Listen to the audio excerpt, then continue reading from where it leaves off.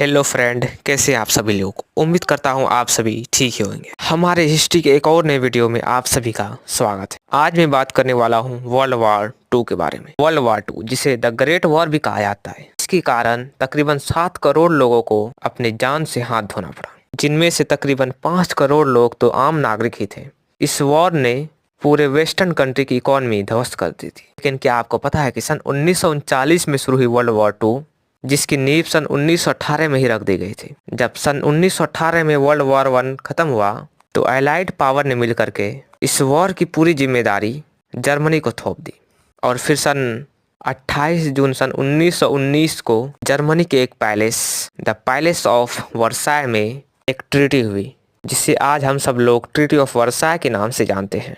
इस ट्रीटी में allied power ने जर्मनी पर बहुत सारे रिस्ट्रिक्शन लगा दिए। इस ट्रीटी में यह कहा गया कि वर्ल्ड वॉर 1 में एलाइड पावर को जितना भी नुकसान हुआ है उस सभी नुकसान की भरपाई जर्मनी करेगा।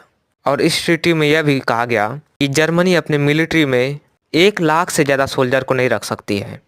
और इसके साथ जर्मनी अपने मिलिट्री में advance military equipment, latest submarine और एयरक्राफ्ट कैरियर नहीं बना सकती है या फिर रख सकती है। और इस ट्रीटी में यह भी कहा गया कि जर्मनी अपने कोई भी नेचुरल रिसोर्सेज का इस्तेमाल नहीं कर सकती है, जिसकी वजह से जर्मनी की हालत बहुत ही ख़राब हो गई थी। जर्मनी में बेरोजगारी, भूखमरी और इन्फ्लेशन बहुत ही तेज़ी के साथ बढ़ गया।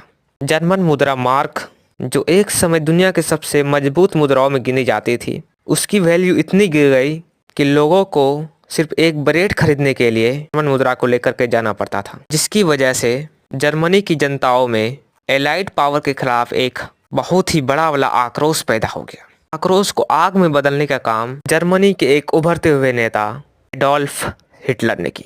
हाँ, ये वही एडोल्फ हिटलर है जिसे आज हम सब लोग एक क्रूर तानाशाह के रूप में देखते हैं। एडोल्फ हिटलर ने सन 1928 के जर्मन इलेक्शन में अपनी नई नवेली पार्टी नाजी पार्टी को उतारा, लेकिन बदकिस्मती से वो इलेक्शन ये हार गई। और इसके बाद एडोल्फ हिटलर ने अपनी स्पीच और अपने इन्फ्लुएंस को इतना तेजी के साथ बढ़ाया और अपने प्रोपेगेंडा को पूरे ही जर्मनी में फैला दिया। सन 1933 के जर्मन इलेक्शन में एडोल्फ हिटलर की पार्टी नाजी पार्टी को जीत हुई और 20 जून सन 1933 को एडोल्फ हिटलर जर्मनी का चांसलर बनता है।